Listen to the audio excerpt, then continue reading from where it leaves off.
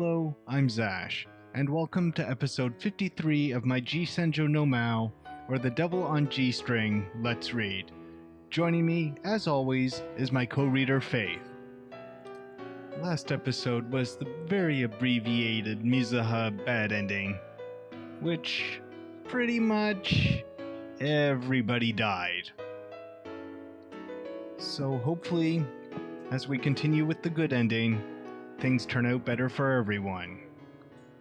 So, please enjoy. I think for a moment and decide that this isn't my path.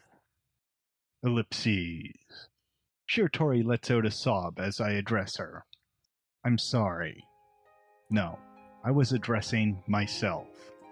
I was addressing the flaring emotion within me in an attempt to amend my heart. Huh? Nothing. Don't worry about it. I stand up from the bed and avert my gaze from Tori. Let me walk you home. It's late. But why? Violating you would be a senseless act of cruelty. Despite seeming so obvious, I nearly glossed over this realization entirely. I took my tasteless prodding 10 steps too far. I almost forgot you were a human being. Tori isn't prey. Thanks. She seemed to finally stop shaking.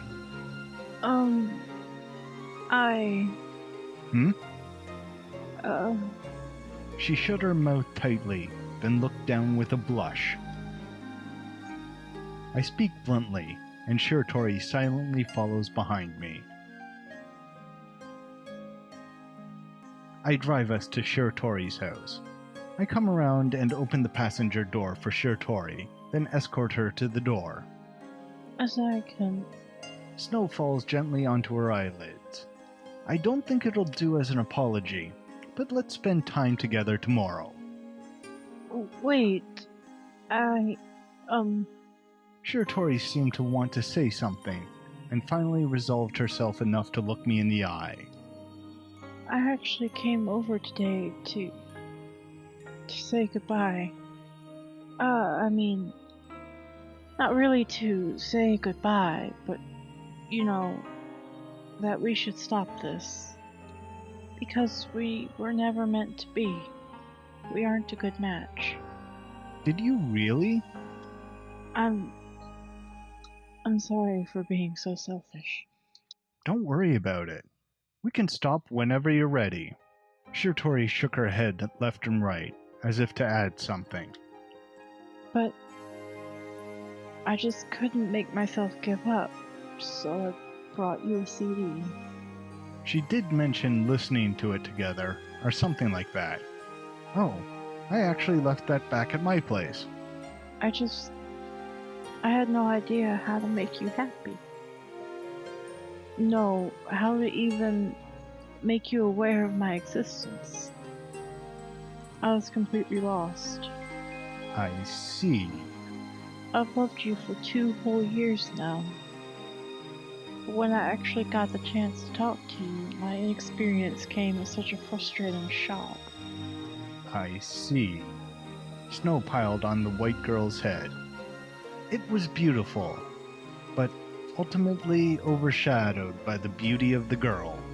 Under normal circumstances, one might consider asking such a girl out for no particular reason. The fact that she held such earnest feelings for me, feelings I couldn't reciprocate, struck me with a bit of heartache. You did pretty well, I'd say. In your own way, at least. Huh? You took the time to learn about classical music, despite being uninterested in it. You made me lunches. You're breaking curfew as we speak, actually. She broke curfew to knowingly risk getting violated. I've got no experience either. I was too condescending to you, especially seeing as how you were running around trying your hardest. I promised not to do that from now on. Oopsies. I mean it, if there even is a from now on. There is. Tori quickly bit her lip. I mean, if you don't mind, I was I was hoping you could watch over me, even if it's just for a little. She hung her head as if begging me. All right, but I'm sorry. I gazed into Tori's eyes. You know, I think I've figured out my direction from here on out. My path in life, so to speak. I've decided I will never pick on the weak, like Tori, ever again. Well, see you tomorrow. I've also decided to talk more about myself when I see her next. I want us to be able to date as equals and lay myself bare. After all, perhaps that's what it means to be someone's boyfriend. Thank you. Good night. Tori's smiling lips were glistening wet in the moonlight. I've no idea if they shone with tears or melted snow. Ellipses. Ellipses. It's become really late. Is Tori being scolded by her father right now? Suddenly, my phone rang. It was Tokita, the not-so-unlikely puppeteer behind the events of tonight. Mizuha gave me a synopsis. Oh? Damn vixen. She's completely head over heels for you now. This is so dumb. I just realized that I shouldn't be a shitty person. I'm going to fall in love with you now. You're like a dirty old man, you know that? And what's with head over heels? Are you going to say you expected this to happen? I was 90% certain things would go just fine. Leaving me with a 10% chance of ruining your sister's life with my absolute dickery. Ah, but you didn't. You're a scoundrel, but you're not a sleazebag. I hypothesized that you would confront Mizuha about this whole situation. So, you forced her, as terrified as she was, into the lion's den? I just gave her a little push. You're more than half a scoundrel yourself. Well, congratulations on a job well done. Indeed.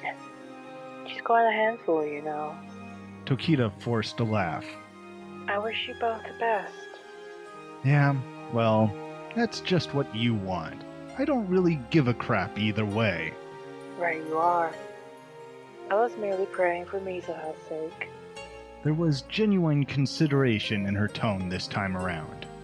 She's most likely been through hardships incomparable to Tori's. However, even with those deep-rooted wounds, she managed to care for her half-sister. Good night, Kyousuke.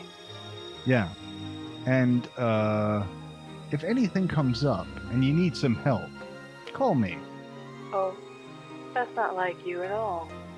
I wonder if it's snowing in hell tonight as hard as it is here. Not like me, huh? As usual, Tokita talks like she knows me. Very well. I'll be counting on you one of these days. Tokita leaves me with that and hangs up. Silence falls. I pick up the jewel case Tori had left here earlier this evening. The album was a compilation of famous organ pieces, and none of its tracks really tickled my fancy. Nevertheless, I put my fingertips to the edge of the case. Tori must have listened to this CD quite often.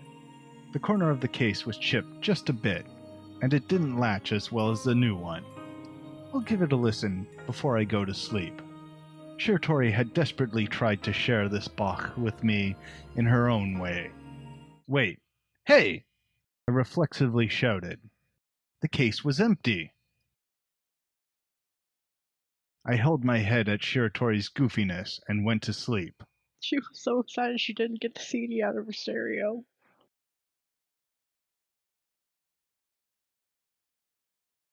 The next day's sky was clear, as if yesterday's snow never happened. I arranged to meet Tori at a hamburger joint in Central Boulevard. When I got there, she was already standing around waiting. Yo, were you waiting long? Yeah, for like 30 minutes. I mean, I just got here. Guess she's been here a while. Sorry, don't mind me. I just wanted to get here early. If you say so. Anyway, what do you want to do? Oh, anything's fine. What do you usually do? Well, I, study, I guess. No, I meant in your free time. I read comics, watch movies. A regular homebody, huh? She nodded her head up and down. Ever since Nessan came back, I've been talking to her a lot, too. Let me guess. You were up chatting on the phone with her ridiculously late last night. Yeah, I was too excited to sleep. Sure, Tori smiled bashfully. Want to see a movie or something? Oh, there was a movie I wanted to see. Really? Which one? Prattle Without Honor and Humanity. A Yakuza movie? That's a surprise. That is a surprise. And completely out of character. I think that sort of thing is kinda cool. You say after your character has been entirely based on condemnation towards Kyousuke for being Yakuza, you twat. I'm not a made man, just so you know. Her whole thing was you do illegal stuff. Yeah.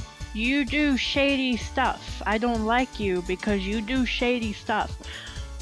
Okay, that's cool. But not only is none of that addressed, but now you're gonna sit here and get excited because of a Yakuza movie and suggest that you go watch it with this person?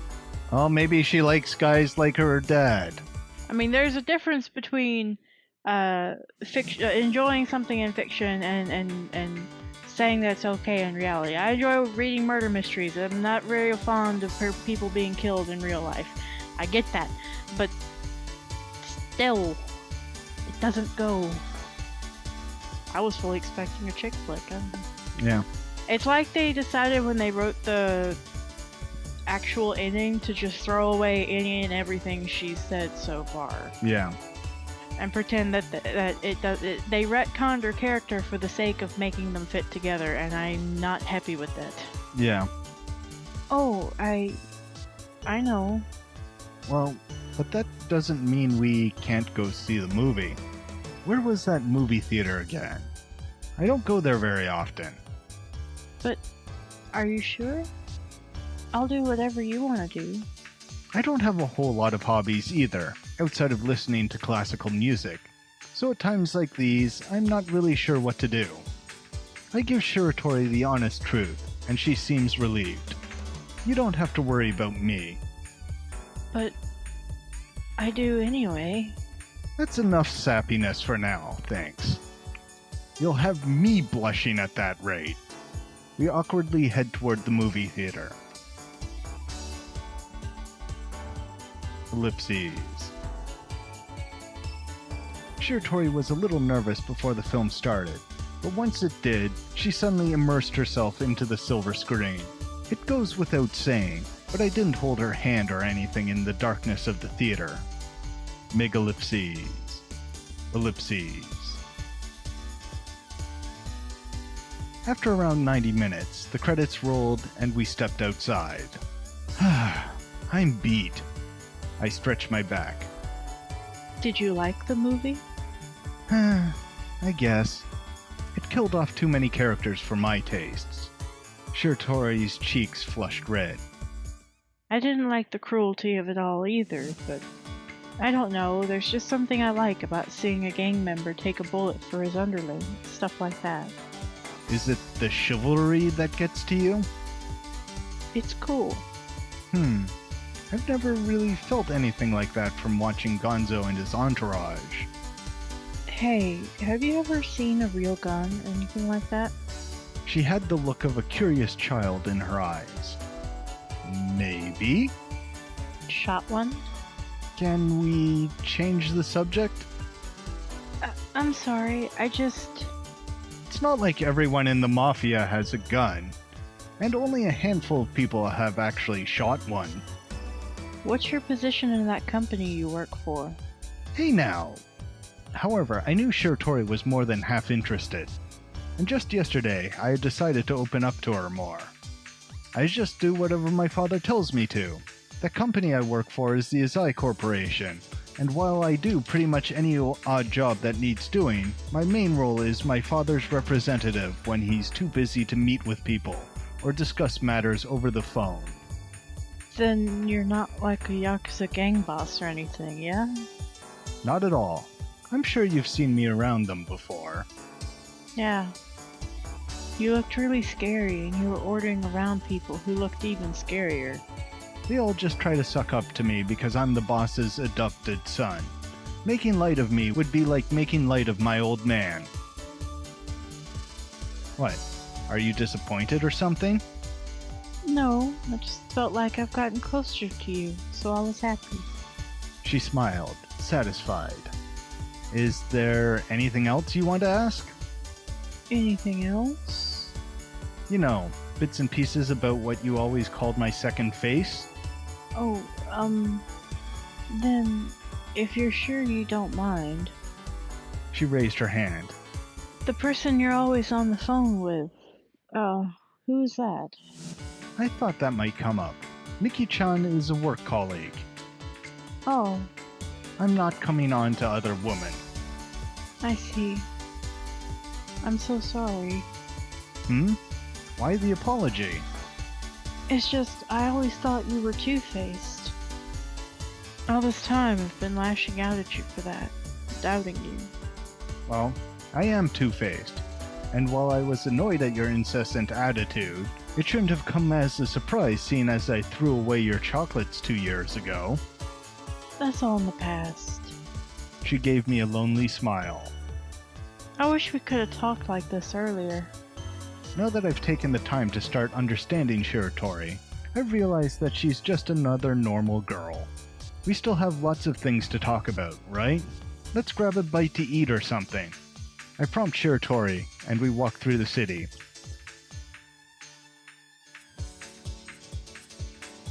We picked up some hot dogs and burgers and came to the park.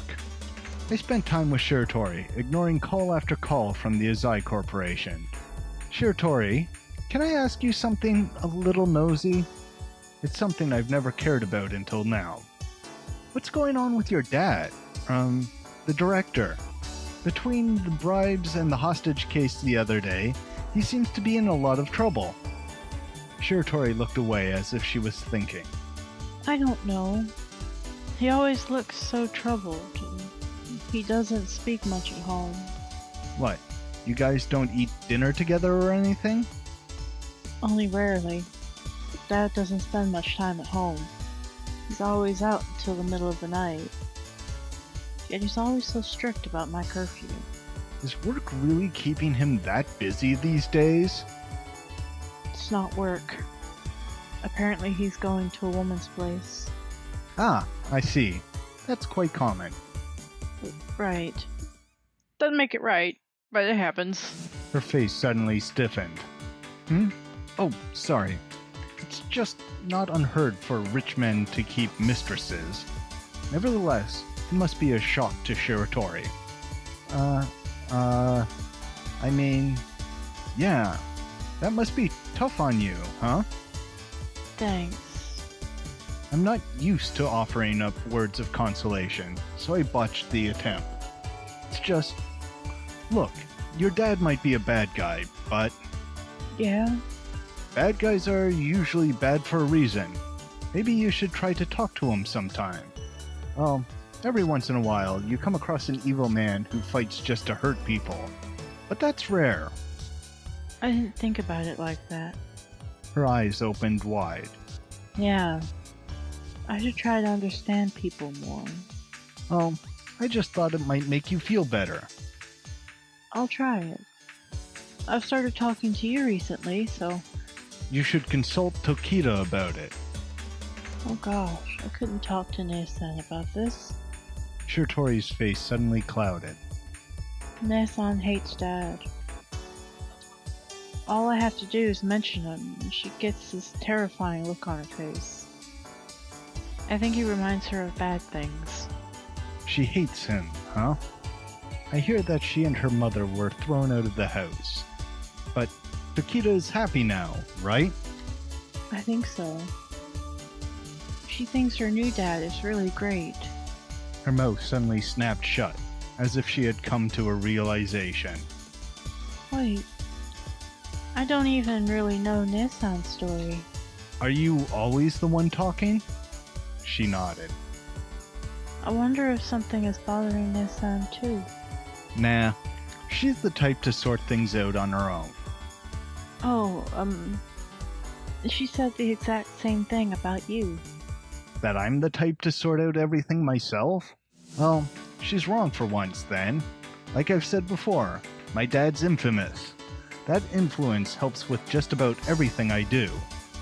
I don't know. I agree with her. Huh. Anyway, look. Your drink is almost about to spill.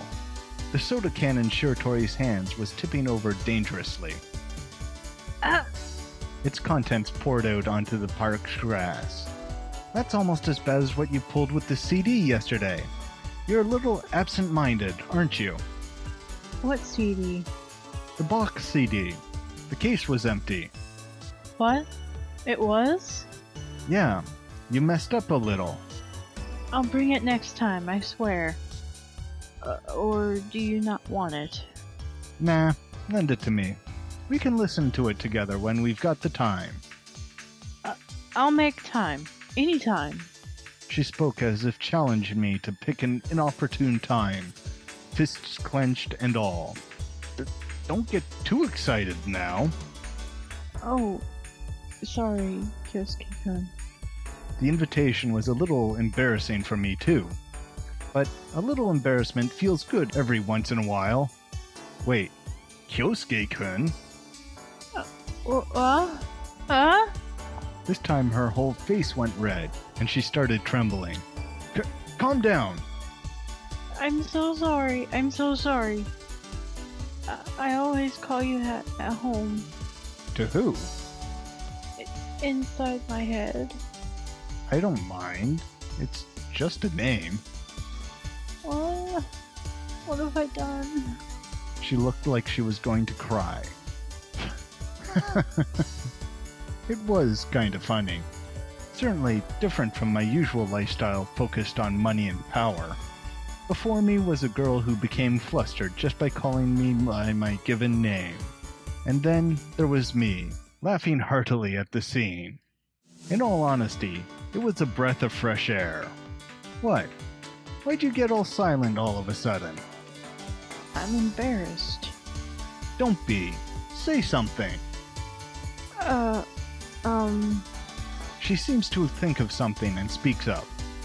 Segue. Eh? When you were a kid, didn't you always read it say, kinda like they? Yeah, I might have. And when you were a kid, didn't you think people lived in the television? Yeah, I guess. Oh, and when you were a kid, didn't you trace Orion on your bathroom window by squeezing out toothpaste onto it? I can't say I did. What about... I think I might strangely like that series of yours. Ellipses.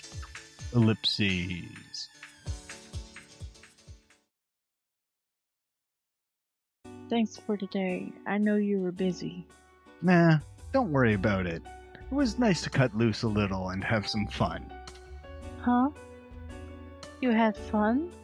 How many times do I have to tell you to stop being so excitable? I smiled bitterly.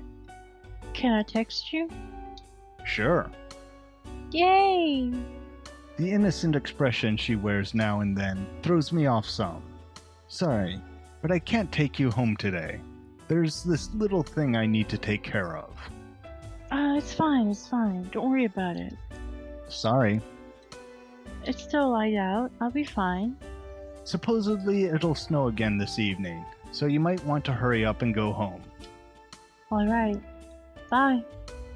Tori slightly bowed her head, then went down the subway stairs. Midway she turned back a few times, each time smiling shyly. Whew. Gonzo and I are scheduled to meet soon. We should discuss future plans for the territory we recently acquired from the Shinnei group. The thought suddenly jarred me back into reality. But if I'm now just entering reality, Does this mean my time spent with Tori was a dream? I guess I'll go out with her, I casually think. A gorgeous girl like that, earnestly saying over and over that she loves me. That should be plenty enough reason to date her. Nevertheless, I kind of feel like I want one more push. Ellipses. Ellipses. Snow again? By the time Gonzo and I finish our conversation, it's already dark. I walk through the Southern District's residential area as snow steadily falls on my shoulders. Oh yeah, Tori's house is near here. I wonder what she's doing right now. Shortly after we parted ways on Central Boulevard, I received a text message. I was so happy today. Thanks for being so nice to me. I've got to go eat with Dad now. I think I'll take your advice as I can. I'll try to talk to him more. See you later, Mizuha. Tori's words give me a glimpse into her feelings. She's confused as to how intimate she should act around me. She flops back and forth between being very polite and very casual in her speech. If Tori really does become my girlfriend, how would I talk to her? And she seems a little dependent, too. Tokita? I take the phone in hand. Evening. Are you okay for time right now? Yeah? Why? There's something I want to talk to you about. Okay. Can you come meet me? I'm at a bar on Central Boulevard right now. Alright, sure. I'll be waiting then. She hung up after one last alluring statement. Is this about Tori again? She's pretty considerate. I head for Central Boulevard once more.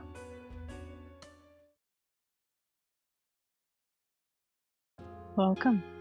I go to the bar Tokita was waiting at, and she gestures me towards her seat at the counter. Out of all the drinks they serve here, why are you drinking that?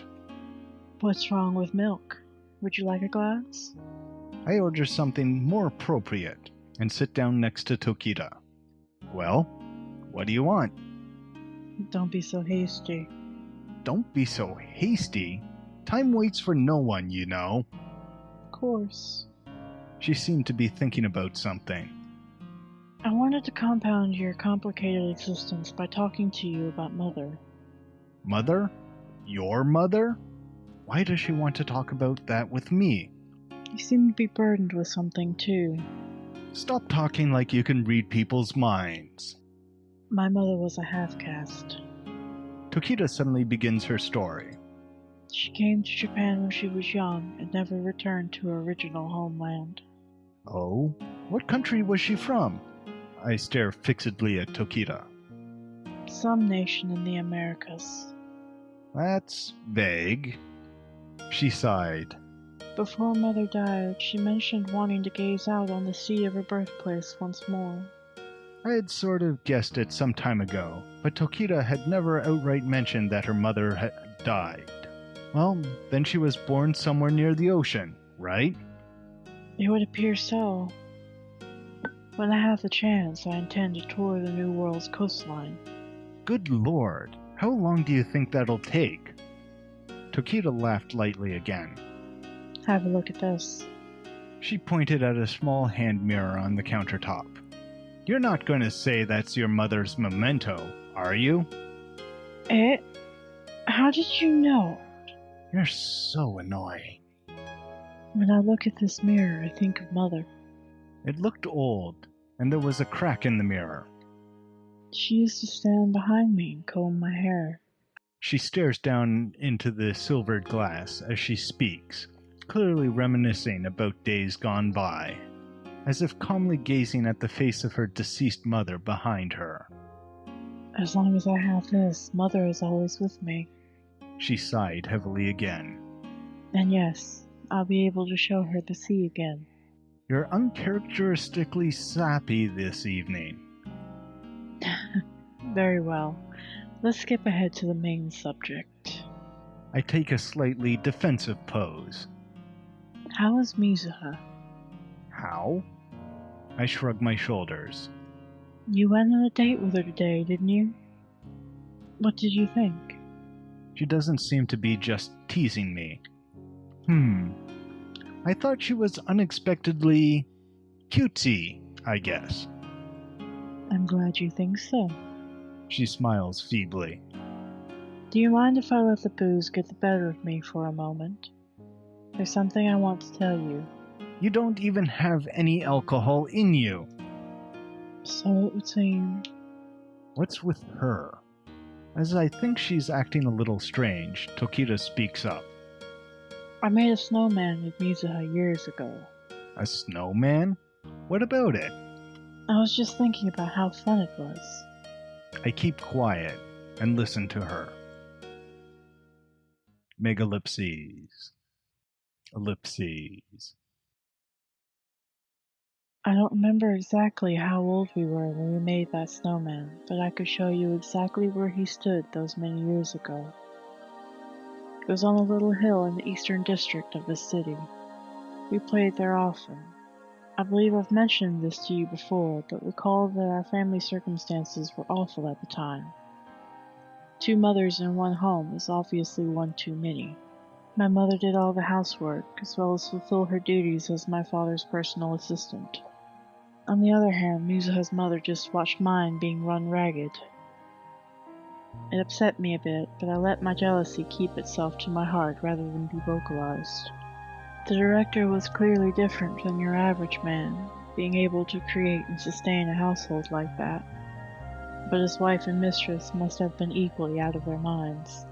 However, unlike our parents, Mizuha and I got along fabulously.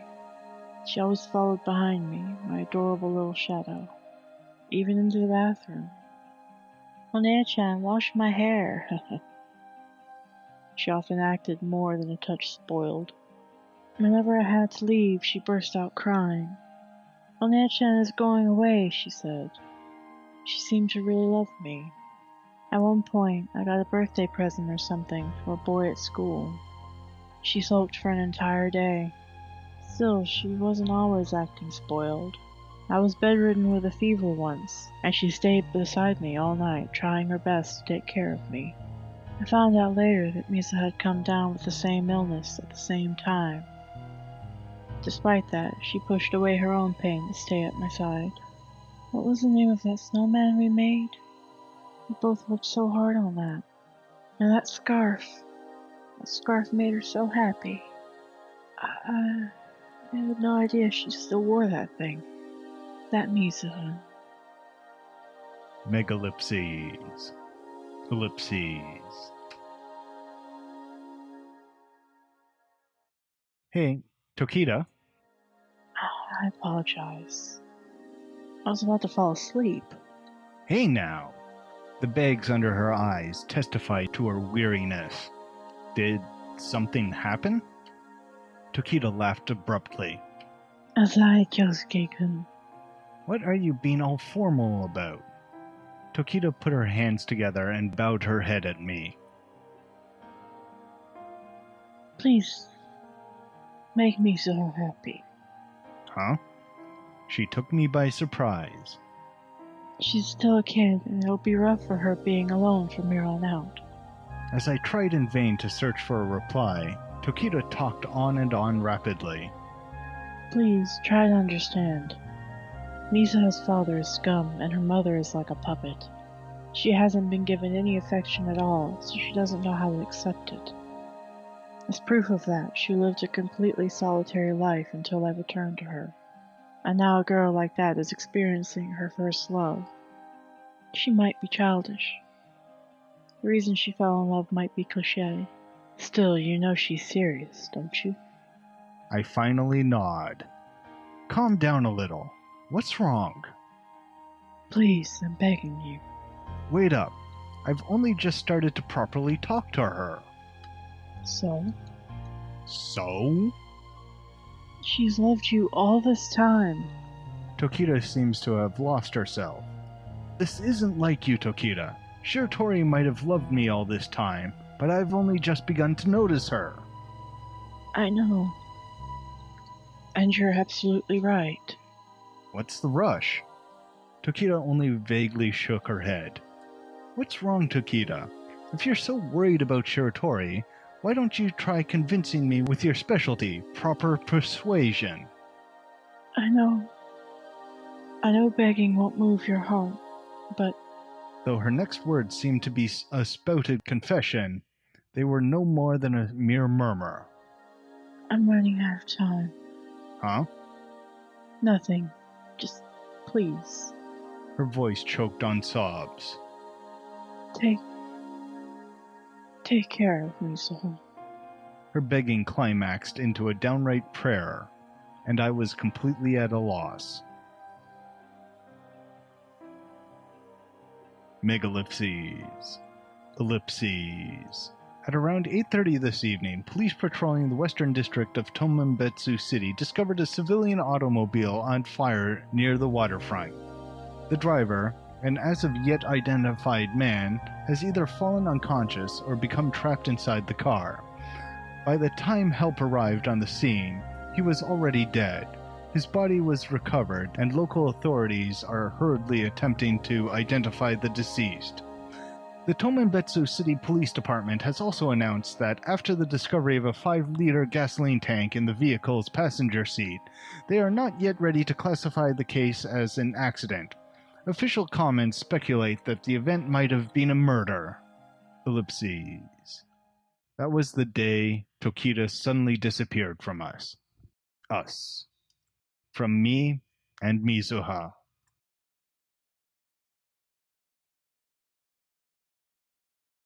Mizuha's chapter, My Sister's Words.